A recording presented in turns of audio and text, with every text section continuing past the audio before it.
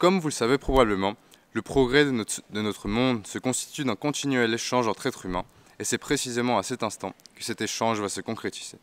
En effet, nous avons, comme dit précédemment, la chance d'accueillir des invités d'honneur qui vont pouvoir nous guider sur les réponses à différentes questions dans le domaine du travail. Nous avons tout d'abord l'honneur d'être en présence de M. Philippe Marraine, fondateur et dirigeant de M4 Transformation, société d'accompagnement et de conseil aux entreprises dans la gestion des questions sociales. M. Marraine a également été directeur général adjoint des ressources humaines chez Atos International, entreprise de haut rang intégrée au CAC 40. M. Marraine a ainsi un engagement fort et une grande expérience dans différents domaines du travail que nous étudions, ce qui va nous être d'une grande aide. Nous avons également la chance, ici à Fermune, d'accueillir Mme Maïté Llanos, l'actuelle directrice adjointe du bureau genevois de la Confédération syndicale internationale, une union défendant les intérêts des travailleurs et travailleuses dans le monde entier. Madame Llanos a une grande carrière dans la défense des droits des travailleurs. Elle a été la coordinatrice du secrétariat des affaires internationales des syndicats travailleurs. Elle va donc pouvoir nous aider à répondre à nos questionnements, et c'est ce que nous allons voir dans un instant lors de nos phases d'échange avec nos invités experts. Avant toute chose, nous aimerions également remercier M. Benoît Serre pour sa volonté de participer à cette cérémonie, mais qui a eu un empêchement lui faisant manquer cette cérémonie à laquelle il aurait participé avec grand plaisir. Pour plus de détails, M. Benoît Serre est l'actuel directeur associé et expert de la stratégie RH et sociale au Boston Consulting Group et vice-président de l'Association nationale des directeurs des ressources humaines en France. Passons dès à présent à la phase d'échange avec nos invités. Let's start by you, Mrs. Maïté Llanos. Can you tell us a little bit about your job and what you like about it?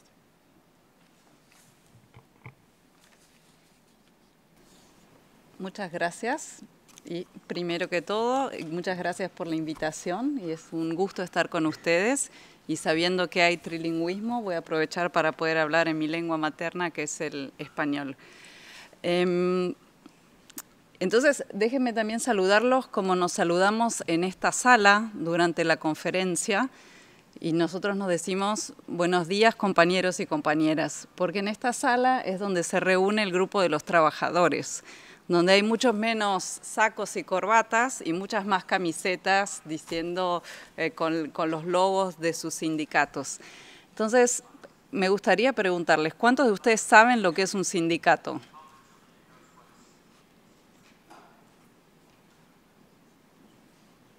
Bueno, mucha tarea para la casa antes de entrar a la OIT, porque si no saben lo que es un sindicato es un poco difícil entender. Como dijo Celeste,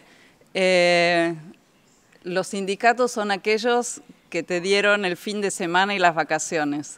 Es muy importante que eso para mí, para poder decir qué es lo que hago, porque si no digo un poco de dónde vengo, es muy difícil explicar mi tarea de hoy.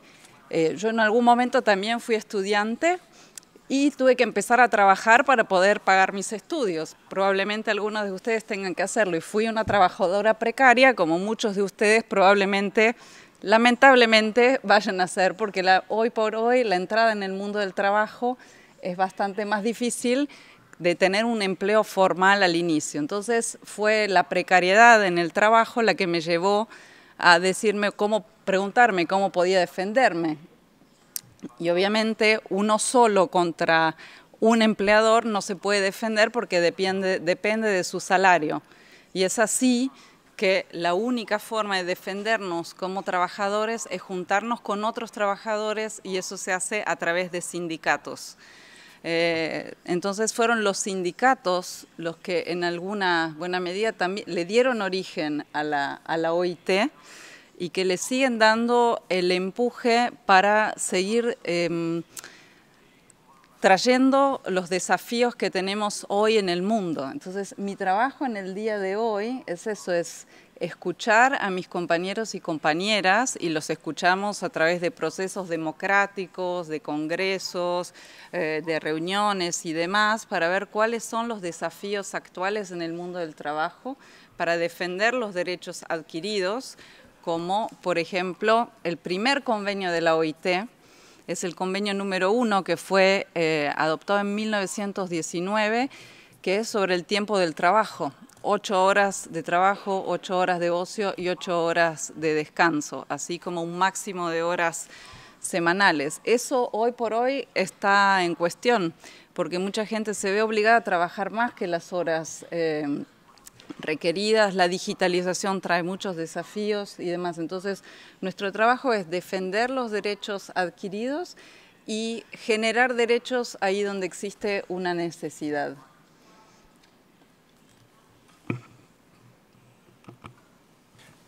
Thank you very much, Mrs. Llanos.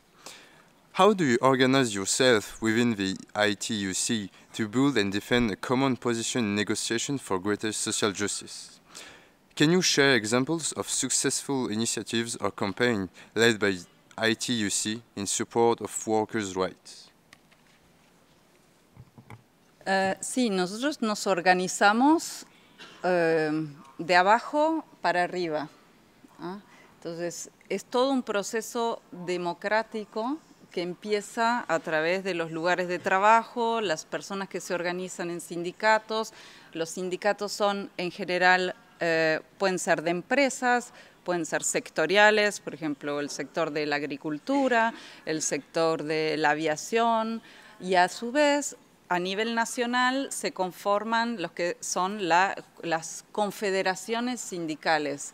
Entiendo que varios de ustedes están basados en Francia, deben haber escuchado hablar de la CGT France, Force Ouvrière, CFDT, o también, no sé, de otros países, que otros países estén por acá. Entonces, esas organizaciones sindicales a nivel nacional tienen sus prioridades. Esas prioridades se llevan después a nuestras reuniones internacionales, que son congresos o reuniones específicas, y esas prioridades las intentamos trasladar en políticas nacionales, con discusiones con los gobiernos donde existen ámbitos tripartitos, o bien a veces de forma de diálogo, a veces en formas de movilizaciones, a veces en formas de huelgas.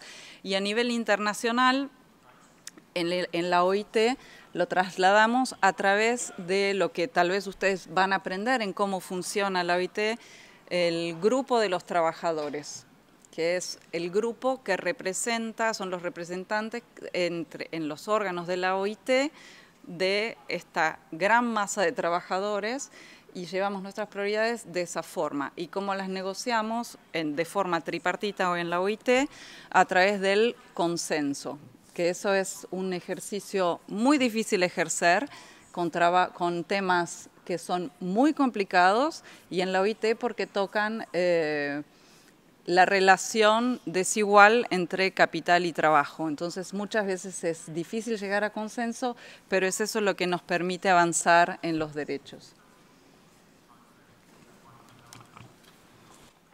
Thank you very much, Mrs. Llanos. While working for the ITUC, there have been many efforts to create a better working environment at the global level. Do you consider that the notion of work at the national level differs from the international level?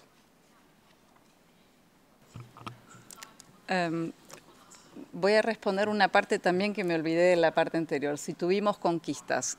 Para mí, por ejemplo, en el ámbito del OIT, cada convenio es una conquista porque permite tener nuevos derechos. Una última conquista, por ejemplo, fue tener a los derechos a la salud y seguridad en el trabajo como derechos fundamentales. Ustedes van a trabajar en una comisión, eso no era así hasta hace poco, es diferente cuando es un derecho fundamental. El último convenio sobre violencia y acoso en el trabajo también es fue una campaña nuestra que se transformó en un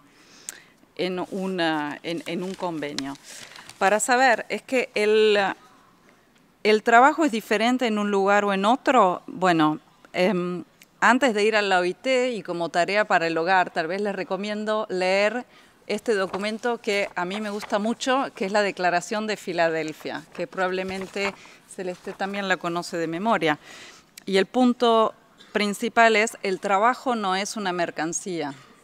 Esa es la base de todo. Yo creo que puede haber diferentes formas de ver el trabajo, Pero la búsqueda de tener dignidad a través del trabajo, de poder pagar sus cuentas, de poderle dar una vida digna a su familia, no cambia ni a lo largo del mundo, ni a lo ancho del mundo, ni a lo largo del tiempo.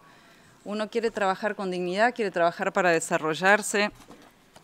Y también, como lo dice la Declaración de Filadelfia, todos los seres humanos, sin distinción de raza, credo o sexo, tienen derecho a perseguir su bienestar material y su desarrollo espiritual en condiciones de libertad y dignidad, de seguridad económica y en igualdad de oportunidades. Puede cambiar el tipo de trabajo, puede cambiar el valor que le damos al trabajo. Por ejemplo, tal vez las nuevas generaciones valoren más trabajar en aquellos ámbitos que no tengan impactos ambientales, a diferencia de un tiempo atrás donde tal vez empezar a trabajar en una compañía petrolera y hacer toda su carrera en una empresa era lo más importante. Entonces pueden cambiar algunas cosas, pero la búsqueda de la dignidad a través del trabajo me parece que no cambia. Thank you for these beautiful responses. Now, last question. What is one of the key reasons we are being held back for decent work? What is something everyone could do to reduce this challenge?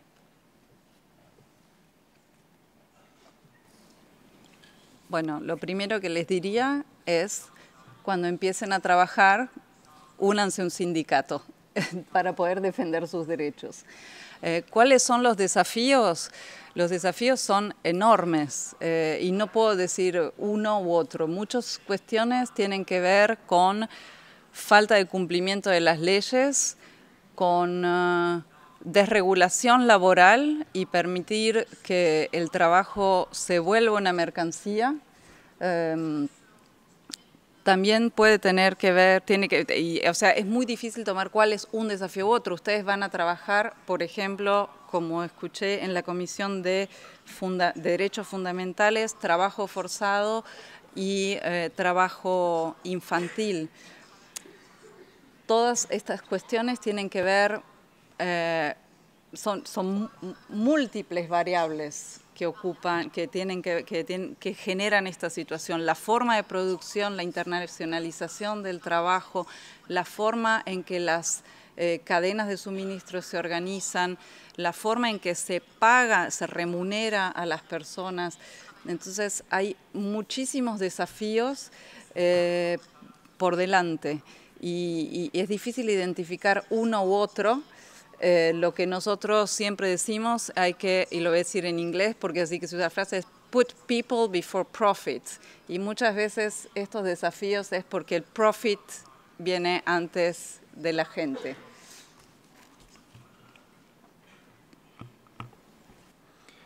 Thank you for your responses, Mrs. Llanos. À présent, si vous le voulez bien, Monsieur Marraine, passons à une phase d'échange avec vous. Pouvez-vous tout d'abord nous expliquer en quelques mots l'essentiel de votre métier, avec un certain focus sur votre rôle de directeur des ressources humaines, et qu'est-ce qui vous plaît dans ce métier? Très bien, tout d'abord, je voudrais vous remercier beaucoup pour votre invitation et me donner l'occasion de témoigner, effectivement, à partir de mon expérience de directeur des ressources humaines d'entreprises petites et grandes internationales dans le domaine de la technologie et du numérique.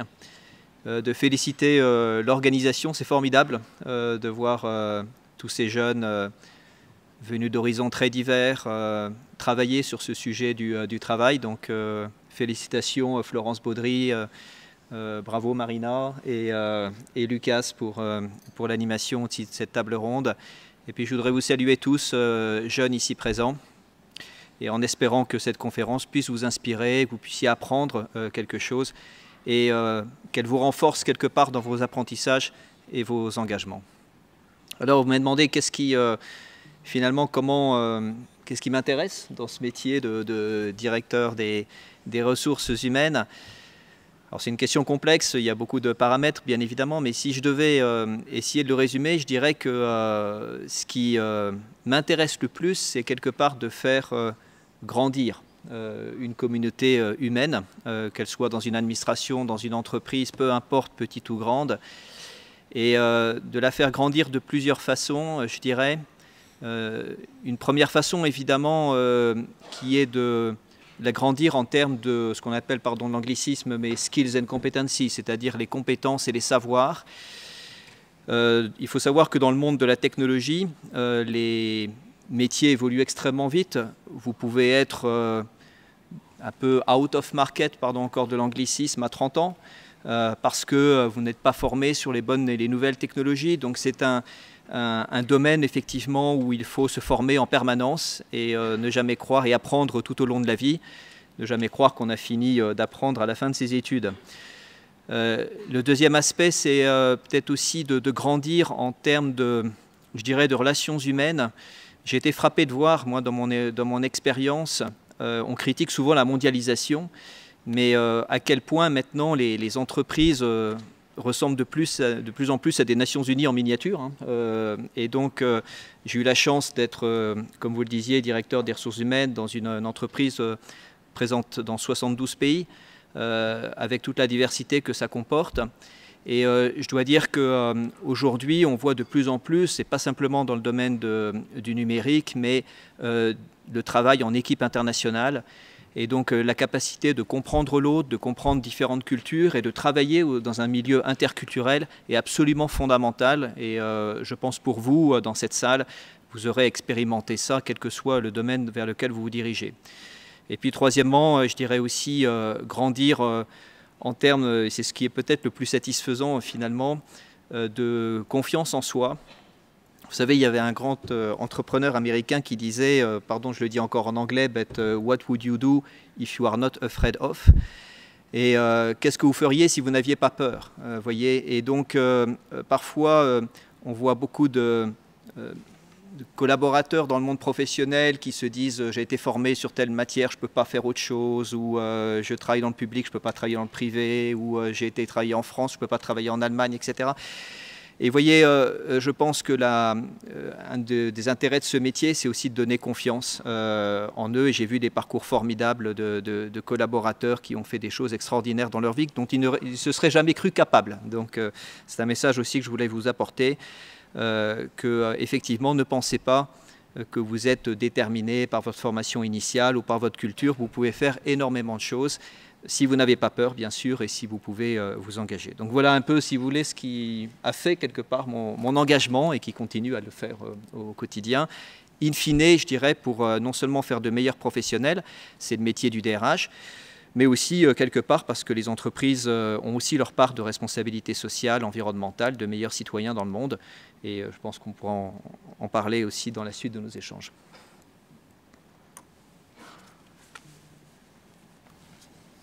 Merci beaucoup, Monsieur Marel. Nous pouvons ainsi rebondir sur une autre question par rapport à votre rôle de DRH. Au cours de votre carrière, vous avez été DRH de différentes grandes sociétés en France. Vous avez également été DRH de l'entreprise Atos basée en Allemagne. Comment avez-vous adapté le fonctionnement de vos ressources humaines en Allemagne, en particulier en ce qui concerne la politique de protection sociale et de rémunération ? C'est une très bonne question, Lucas. Et avant de répondre directement, je voudrais juste partager avec vous peut-être une réflexion. Je me suis souvent demandé si la définition, quelque part, du bien-être au travail et donc de l'épanouissement des collaborateurs était la même ou différente suivant les pays dans lesquels on opère. Et pour vous raconter cette histoire, j'ai interrogé certains instituts qui sont professionnels dans ce domaine-là, un que je peux citer qui s'appelle l'Institut Great Place to Work, et qui font des enquêtes de satisfaction au travail pour l'ensemble des salariés dans tous les pays du monde. Et la question que je posais à cet organisme est, mais en fait, est-ce que les critères de bien-être au travail sont les mêmes en Inde, en Afrique, en Asie, en Europe? Est-ce que vous avez des critères différents? Est-ce que vous posez des questions différentes aux salariés pour évaluer leur bien-être au travail? Donc ils m'ont dit non, on a une 60aine de questions, c'est toujours les mêmes. Donc tout le monde aspire à plus de reconnaissance, tout le monde aspire à un travail décent, tout le monde aspire à la non-discrimination. Donc il y a des valeurs universelles quelque part dans le bien-être au travail. Et je trouve ça très rassurant. Et après je me dis, mais alors en fait, Est-ce que je peux comparer quand on fait des enquêtes de satisfaction des salariés en Allemagne, en France, etc. Alors, il m'a dit non, c'est différent parce que dans certains pays, on est toujours très critique. Et pour certaines questions, par exemple, tout le monde trouve qu'on n'est jamais assez payé. Et puis pour d'autres, suivant les cultures, vous pouvez avoir une appréciation pour un même niveau de satisfaction au travail, vous pouvez avoir une appréciation différente, plus optimiste ou plus pessimiste, et du coup c'est très difficile de comparer les résultats entre différents pays. Mais en tout cas, ce que je retiens de ça, c'est que quand on se penche finalement sur les questions de protection sociale, de rémunération, je pense qu'on a encore beaucoup de travail à faire. Finalement, si on aspire tous à la même chose, quelque part dans le monde, pourquoi est-ce que nos législations sont aussi différentes? Vous voyez qu'on a autant de complexité. Et donc je salue aussi les interventions tout à l'heure de l'Organisation internationale du travail. Je pense qu'on a beaucoup de travail à faire pour peut-être mieux harmoniser ou pour donner peut-être une dimension plus internationale à certains sujets. Encore une fois, la protection sociale et la rémunération sont deux exemples, mais il y en a bien d'autres, sur la formation par exemple, pour que l'on puisse avoir peut-être une vision un petit peu plus unifiée, moins complexe, ce qui, in fine, je pense, participe aussi du développement des collaborateurs, puisque j'ai constaté, moi, par mon expérience en Allemagne, que parfois il était très difficile d'organiser une mobilité d'Allemagne en France ou de France en Allemagne, mais pas parce que ce sont des pays qui sont très différents sur la manière de penser la relation au travail, mais simplement pour des raisons qui sont purement juridiques et techniques. Les contrats de travail sont très différents, etc. Et donc c'est quelque part un frein à la mobilité internationale. Donc je pense que voilà, donc je pense qu'on a un effort à faire aussi dans ce domaine, un effort d'harmonisation. Merci beaucoup, Monsieur Marais. Passons à une autre question, toujours sur le thème du travail. Donc ce sont les impacts de l'IA sur l'avenir du travail. Selon vous, comment protéger les travailleurs dont les emplois pourraient disparaître et comment utiliser l'IA pour améliorer les conditions de travail et permettre de nouvelles opportunités?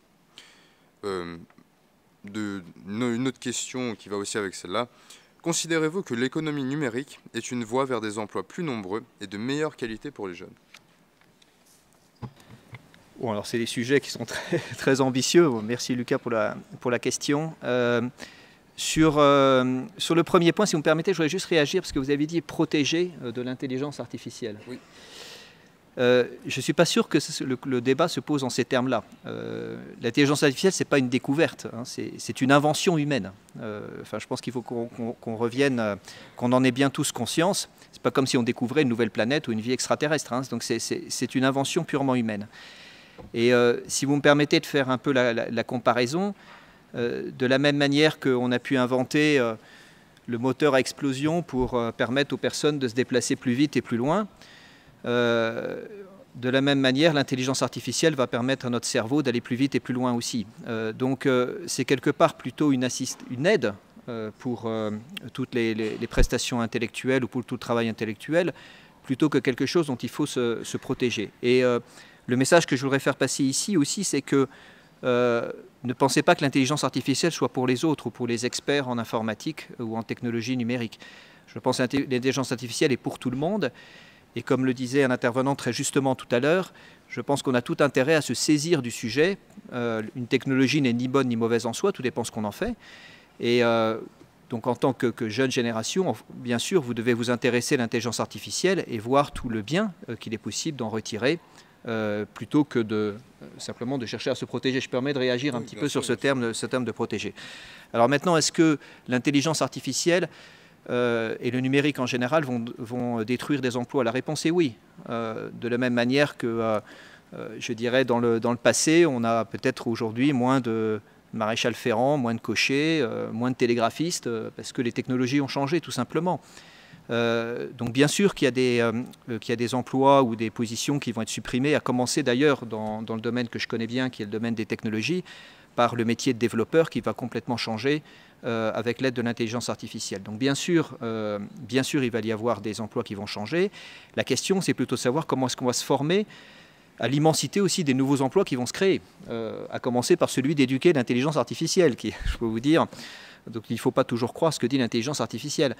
Donc il va y avoir énormément de nouveaux métiers aussi qui vont se développer. Vous savez, moi je fais partie d'une génération, il y a 20 ou 30 ans, où un économiste américain qui s'appelle Jeremy Rifkin avait écrit un livre qui était très populaire à l'époque, qui s'appelait « La fin du travail ». Et donc sa grande thèse, c'était qu'effectivement, avec les nouvelles technologies et l'automatisation, il n'y allait plus avoir besoin de travailler. Bon, je dirais 30 ans plus tard, on constate plutôt la fin du chômage de masse dans plusieurs pays. Donc, si je peux parler de mon secteur, c'est très difficile aujourd'hui. Il y a plein d'offres d'emploi qui ne sont pas pourvues. On dit que le digital va créer les 3/4 des emplois d'ici 2050. Et quand on cherche aujourd'hui des experts en cybersécurité ou en intelligence artificielle, on a du mal à les trouver. Donc j'espère qu'aussi en tant que jeune, vous avez accès à toutes ces formations parce qu'elles vont créer énormément d'emplois les années à venir. Donc pour répondre à votre question, oui, je pense que l'économie numérique va créer énormément d'emplois, des emplois nouveaux, va donner aussi des idées à des tas de personnes de créer de nouveaux services. Et donc, in fine, mais simplement, il faudra se préparer à changer un petit peu et à s'adapter en termes de formation sur ces nouveaux emplois qui vont se créer. Je me permets peut-être aussi de répondre sur le dernier point de votre question, qui est est-ce que l'intelligence artificielle va améliorer les conditions de travail? Donc là, oui et non. Dans la partie, ce que je vois de mon expérience, c'est que bien utiliser l'intelligence artificielle peut nous permettre de faire à peu près la même chose que les robots ou la mécanique dans les usines. Je m'explique. L'intelligence artificielle, il y a beaucoup de travail pénible en matière intellectuelle. Remplir des formulaires, faire des recherches d'informations, faire des rapports. Tout ce travail intellectuel est parfois sans grande valeur ajoutée et relativement pénible. Et l'intelligence artificielle, on le voit déjà aujourd'hui, va permettre d'enlever une bonne partie de la pénibilité du travail intellectuel aussi, il faut en avoir conscience. Donc, je n'ai pas un discours, je dirais, où effectivement, je dis que l'intelligence artificielle va être la solution à tous nos problèmes, mais elle va pouvoir nous aider sur à alléger beaucoup de pénibilité au travail, et notamment en matière intellectuelle. Donc oui, il y a une possibilité de rendre l'intelligence artificielle au service de l'amélioration des conditions de travail. Il faut bien sûr y travailler, il faut bien sûr trouver les cas d'usage qui vont permettre d'y arriver. Mais bien sûr, je pense que c'est un sujet très important et sur lequel il faut se pencher dès maintenant. Merci Monsieur Marraine pour votre réponse très bien construite et très complète.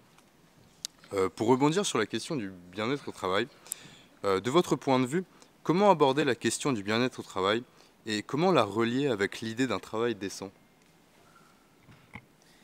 Oui, alors j'ai entendu s'exprimer sur le travail décent. Je ne suis pas sûr que je sois le meilleur expert pour disserter sur ce que c'est que la décence au travail. Ce que je peux peut-être partager avec vous, c'est ma propre expérience en tant encore une fois que directeur des ressources humaines. Qu'est-ce qui fait dans un secteur, pardon, je le précise, mais qui est le secteur de l'économie numérique aujourd'hui, il faut en avoir conscience, c'est un secteur qui est ultra concurrentiel et compétitif. C'est-à-dire que si vous êtes aujourd'hui un ingénieur en cybersécurité, vous avez 10 offres d'emploi, vous n'avez pas de problème pour trouver un travail. Donc la question pour les entreprises qui travaillent dans ce secteur, c'est plutôt comment retenir les talents et éviter qu'ils aillent à l'entreprise d'à côté. Donc c'est ça un petit peu le débat. Et donc qu'est-ce qui fait qu'on peut aimer son travail aujourd'hui? Et donc là-dessus, peut-être quelques points moi, qui me frappent et qui rejoignent peut-être aussi un peu la problématique du travail décent. Je pense que quel que soit le travail que l'on exerce, la reconnaissance est extrêmement importante. Et la reconnaissance et la valorisation de son travail et de son métier. Alors je ne parle pas uniquement de reconnaissance financière, c'est un aspect de la question, mais je parle aussi de la reconnaissance quelque part immatérielle de son travail. Savoir dire merci et savoir valoriser le travail de chacun. Et le travail de chacun est important. Donc ça c'est une dimension, je trouve, très juste et très importante, pardon, et je l'ai constaté dans les entreprises qui ne le font pas. Aujourd'hui, il y a une certaine fuite aussi des talents. Un autre aspect que je voudrais peut-être signaler aussi, c'est que quel que soit le travail que l'on exerce, c'est très important d'avoir des perspectives d'évolution et de pouvoir se développer dans son travail. Et ça, c'est aussi aux entreprises, aux administrations de l'organiser. C'est très important de dire à quelqu'un, vous avez commencé ici, vous pouvez aller là-bas. Et d'ouvrir un futur, un avenir pour des carrières en entreprise ou ailleurs. Et donc chacun a le sentiment de pouvoir continuer à progresser et de pouvoir se développer. Et puis, il y a une dimension aussi dans le travail que j'ai fortement ressenti, notamment en matière dans l'économie numérique aujourd'hui, c'est que les relations à la hiérarchie sont plus tout à fait les mêmes. Et ça rejoint peut-être aussi un des aspects de travail décent, c'est-à-dire que je sens, en tout cas, je me permets de partager avec vous, jeune génération, mais vous verrez quand vous serez dans le monde du travail, mais que les modes de management un petit peu, je dirais, pardon l'anglicisme top-down ou d'exécution, fonctionnent moins bien, ne fonctionnent plus d'ailleurs, que chacun veut être plus autonome, plus indépendant dans son travail. Il y a une explosion aujourd'hui du travail indépendant, notamment aux États-Unis, mais pas seulement en Europe aussi. Et donc, chacun aussi a envie d'être un peu son propre patron, quelque part.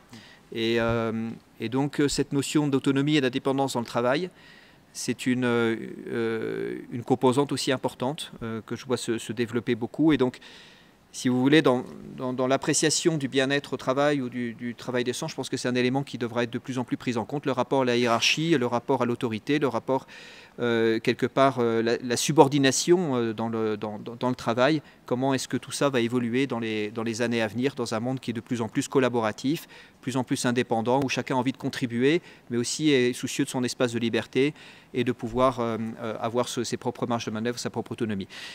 Donc voilà, donc ça fait beaucoup effectivement de changements qui sont en perspective, mais c'est ce qui rend aussi ces questions du travail passionnantes.